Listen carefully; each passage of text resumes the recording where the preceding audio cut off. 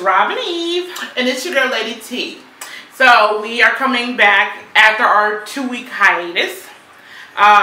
We have been watching the shows. We said we would do a review on the Housewives, and we're going to combine this with doing Basketball Wives as well, because we really don't want to spend so much time on it since there's 4 freaking parts to the Housewives, and we are very confused as to why Basketball Wives has revived a dead topic with what they're talking about right now. So we'll start with the Housewives of Atlanta reunion. Alright, so of course this is only part 1 of the reunion. There's 4 parts to it. Someone had made the comment like, this must be juicy because Godfather only had 3 parts. This reunion has 4 parts. Of course, I'm pretty sure y'all seen the trailers, all the stuff going on. This is big reveal.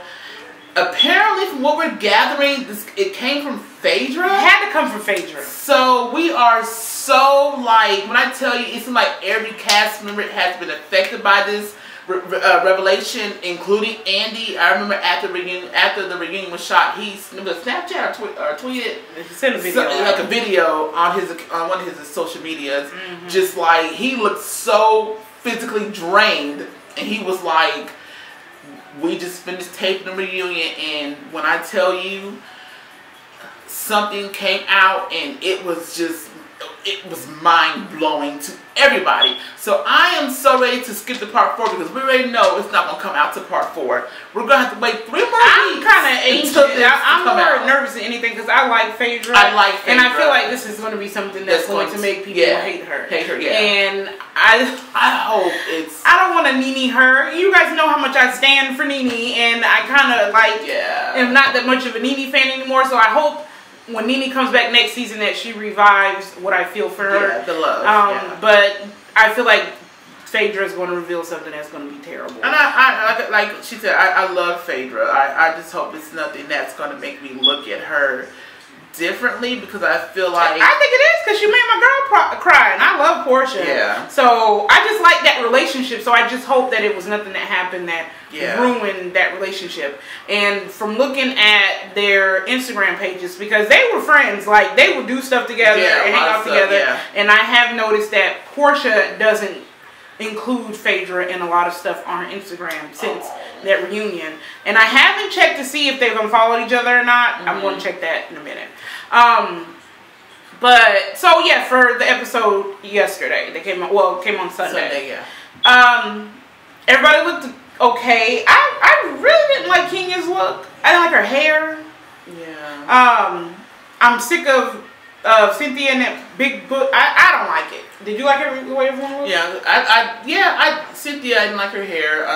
But everybody else, I love Phaedra's hair. I love Portia's hair. I love. She's actually going to try to get her hair cut. Yeah, I'm going to. Well, I'm going to wait till my birthday. I was going to do it this weekend, but I'm going to do it in June. My birthday. My gift to me. So I'm about to lose some more weight. My face to slim down some more. But yeah, I like everybody's look for the most part. I didn't like Cynthia's hair, but I love Cynthia because I mean that one little mistake with the reunion, the hair. I think her hair is flawless any other time. So yeah, so we're definitely eager to see what this revelation, what's going to come out of it, what was said, and for now about that, nothing about the episode. I mean, the thing that annoyed me about this first part, as far as the girls go, like I kept getting so annoyed at Candy, and like it almost was like anytime anybody on the other couch would say something, she would like look at Kenya you did make the comment. Everybody was looking at Kenya for validation. Or Candy was looking for. Like she just kept looking at her like for her to make a face so she can make a face. Like, come on, Candy. Like I'm so ready for Candy to be off the show. Like I hope that with Kim and Nene coming back, that maybe this would really diminish the salaries of everyone else that they'll leave on their own. I don't know. But Candy has irritated me to the core. I feel like Candy didn't like the fact that when Nene was on the show, I feel like she was so threatened by Nene. And that's I feel like is where Phaedra in her relationship ended, because she was so mad that Phaedra and Nene became friends. I'm sticking to that. Yeah, because I was saying last night, I was like, when did the initial follow-up between those two happen? Like, what actually happened for those two to be so close?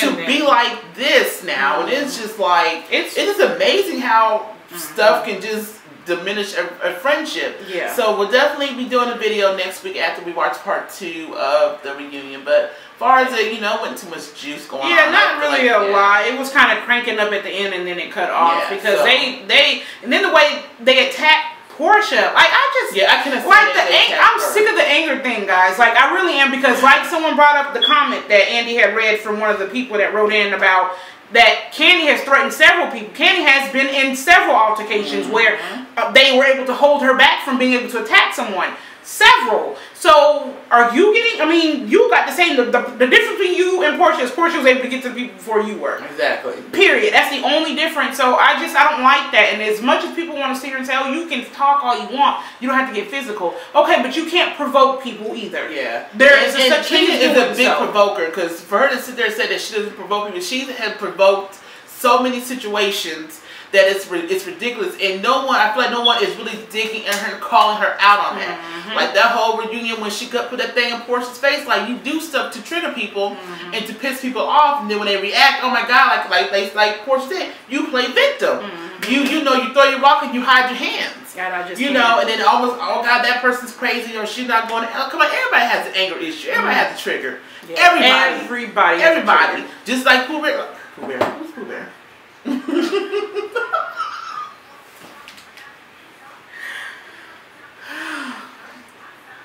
She's so silly. My teeth are about to come out. Just like Rodney said. What'd you say? We'll get to you next time. Okay, so yeah, that was like pretty much the gist of that first episode. So, but moving on to Basketball Wives, it's going to be super quick. Why are we talking about Evelyn and Tammy in this did she say non-mother effect? Okay, guys, let's just make this real quick. Like Robin said, I don't know people come into watching these shows late, but we've been watching Basketball Wives since day one. When that whole thing came out about Evelyn messing around with Kenny, whatever his name is, and they had that whole season where they fell out, going to each other's stores and breaking up with lawsuits and, cease and desist orders and stuff like that. They kind of patched things up, and then they went 2 seasons where they were the crazy dynamic duo of bullying people. Remember, they went a whole season and a half fighting with Jennifer the whole time. Exactly. So my whole thing is now that Evelyn gets off the show, does her thing with Oprah, has her son and has this whole new life, and you a changed woman, you come back on the show. So I guess, okay, well, we need a reason to get Evelyn back on the show. Evelyn has come on several news medias and said the reason that she's back on the show and people ask her because the fans wanted her back. But I have heard otherwise.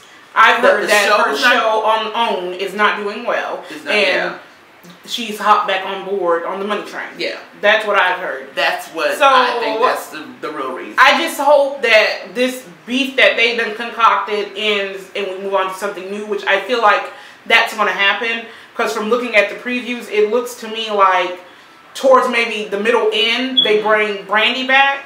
Yeah. So then it's going to be like 3 against 3 or 4 against 4 because I think, some of the other new girls are going to pick sides or whatever with Malaysia, Brandy, and Jackie against Evelyn, Tammy, and Shawnee. Like, I feel like that's what's going to happen because you can only drag this Evelyn and Tammy thing out so long because we all know it's fake. It was squashed. It was squashed. It's fake. So squashed. You probably watched this together, wrote a script. I don't know, but that was dead in the water. That was dead a few seasons ago. So to bring it back up and I didn't get my apology. I didn't get my closure. Oh, you said I'm a homewrecker. Oh, but you knew my husband was married and you still slept with him. Who gives a rat's you know what? That situation was so dead a few seasons ago. So to bring it back and act like there was no closure, there was plenty of closure. When y'all were jumping off tables, bullying people, teaming up with each other to be that whole board trip. Y'all want to get out of here, like girl, like stop it. So,